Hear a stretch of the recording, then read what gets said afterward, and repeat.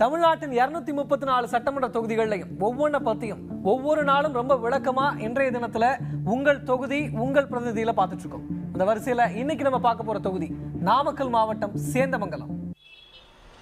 2006ஆம் ஆண்டு நாமக்கல் மாவட்டத்தில் உள்ள தொகுதிகள் மறுசீரமைக்கப்பட்டாலும் சேந்தமங்கலம் தொகுதி மட்டும் கடந்த 1967ஆம் ஆண்டு முதலே பழங்குடியினர் தொகுதியாகவே இருந்து வருகிறது. சேந்தமங்கலம், கலப்பநாயக்கன்பட்டி, எருமைப்பட்டி, நாமகிரிப்பேட்டை, சீராப்பள்ளி ஆகிய பேரூராட்சிகளை உள்ளடக்கிய தொகுதியாக உள்ளது. சேந்தமங்கலம் சட்டப்பேரவை தொகுதியின் மொத்த வாக்காளர்கள் 2,29,978 பேர்.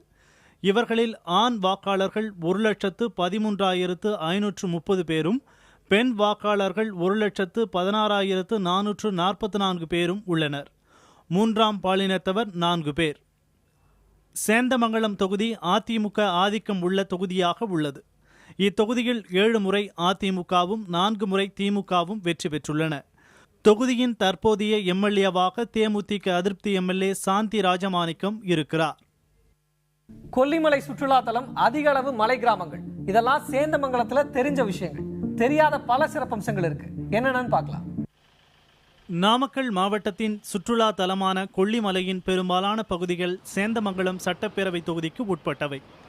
கடல் மட்டத்திலிருந்து 1500 மீட்டர் உயரம் கொண்ட கொல்லிமலை முக்கிய சுற்றுலா தலமாக இருக்கிறது. இங்குள்ள 120 அடி உயர ஆகாய கங்கை நீர்வீழ்ச்சி, மாசிலா அருவி, மூலிகை பண்ணை, அரவரீஸ்வரர் கோவில், தாவரவியல் பூங்கா போன்றவை சுற்றுலா பயணிகளின் விருப்பத்திற்குரிய இடங்களாக இருக்கின்றன. இத்தொகுதியின் பிரதான தொழில் விவசாயம். 1000க்கும் மேற்பட்ட ஏக்கரில் மரவள்ளிக்கிழங்கு இங்கு பயிரிடப்படுகிறது. மரவள்ளிக்கிழங்கு மாவு உற்பத்தி தொழிற்சாலைகள் இத்தொகுதியில் அதிகம் உள்ளன.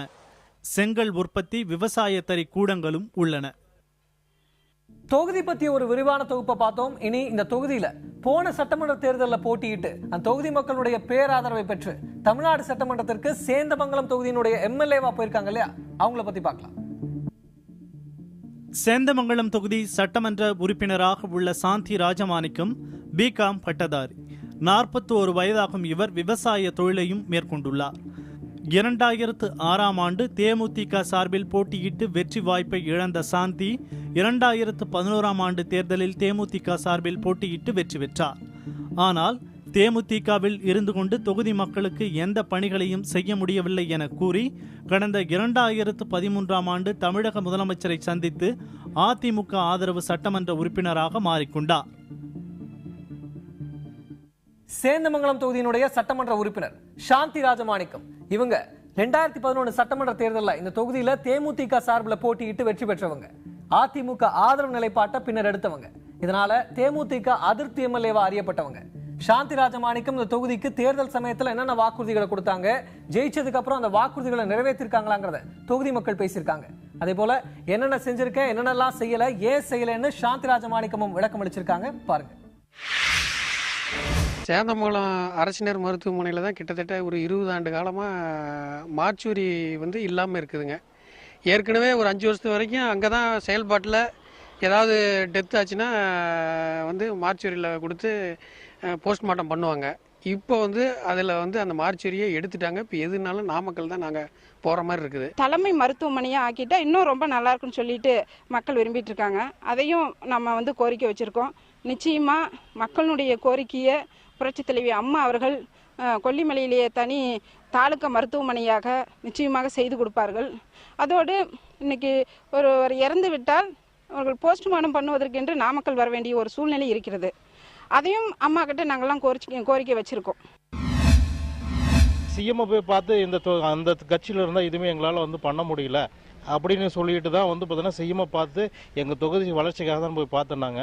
அப்படி ஒன்றும் நடந்ததாகவே தெரியல. சேந்தமங்கலம் தொகுதியை பொறுத்த வரைக்கும் தெரியல. எங்கே பார்த்தாலும் ரோடு வசதி இல்லை, போக்குவரத்து வசதி அதிகம் எங்களுக்கு நல்லா கிடைக்கிற மாதிரி தெரியல. கொல்லிமலை மக்கள்லாம் ரொம்ப சிரமப்பட்டுட்டு தான் இன்னும் இருக்காங்க. இன்னைக்கு மக்கள் சென்று வருவதற்கு அனைத்து சாலை வசதிகளையும் இன்னைக்கு சிறப்பான முறையிலே சாலை வசதி எல்லாம் அமைக்கப்பட்டு இருக்கிறது. நாங்கள் பார்க்கறது அப்படின்னா ரொம்ப அபூர்வமான விஷயம்தான். ஆனால் இருந்தாலும் ஒரு நல்ல காரியம் பண்ணாங்க. சேந்தமங்கலம் பஸ் ஸ்டாண்டை கொண்டு வந்தாங்க. ஆனால் மக்கள் பிரச்சனைக்காக இது வரைக்கும் நாங்கள் போய் எந்த ஒரு மனுவும் அவங்களால இப்போ நேரில் பார்த்து எங்களால் கொடுக்க முடியல. ஏன்னா அவங்க பார்க்க முடியல எங்களால். தொகுதி அலுவலகத்தில் போய் நான் போயிட்டு தாங்க இருந்தேன். இப்போ அம்மாவை சந்திக்கிறதுக்கு முன்னாடி டெய்லியும் போயிடுவேன். போய் அங்கே சும்மா செலவு பண்ணிட்டு உட்காந்துட்டு தான் இருக்குவேன். அங்கே எந்த ஒருத்தரும் வந்து என்னை பார்க்க மாட்டாங்க. வேஸ்ட்டாக செலவு பண்ணி தான் அந்த மக்கள் சொல்கிறது தாங்க இப்படி தொகுதி அலுவலகத்துக்கு வரலன்னு பெருசாக புகார் சொல்லுவாங்க. அங்கே நான் நாளைக்கு போகிறேன், யாராச்சும் நீங்கள் வந்து கையெழுத்து வாங்க வர்றாங்களான்னு பாருங்கள், ஒருத்தரும் வரமாட்டாங்க. ஆகாய கங்கை நீர்வீழ்ச்சிக்கு வந்து அந்த ரோப்கார் வசதி பண்ணி தரது மற்றும் இந்த நைனாமலை மலைப்பாதை பணி இதெல்லாம் வந்து ஆரம்ப கட்ட வேலையிலே அப்படி நின்று விட்டது. அந்த வேலைகளில் வந்து எந்தவித முன்னேற்றமும் இல்லை. கொல்லிமலையில் வந்து ரோப்கார் வசதி கேட்டிருக்கோம். ஆகாய கங்கையிலிருந்து அந்த அருவியிலிருந்து மேலே வர்றதுக்கு ரொம்ப மக்கள் இப்போ வந்து கொஞ்சம் சிரமத்தில் இருக்காங்க. அது ரோப்கார் வசதி வந்து அந்த மக்கள் மிகவும் நல்ல முறையில் அந்த கம்பி வட ஊர்தி மூலமாக வந்து ரொம்ப அந்த இடத்தெல்லாம் பார்த்து மக்கள் சந்தோஷப்படுறதுக்கான வாய்ப்பு இருக்குது. அதனால் நம்ம புரட்சித் தலைவி அம்மா மத்தியில் அந்த ரோப்கார் வசதியும் வேணும்னு சொல்லி கேட்டிருக்கோம்.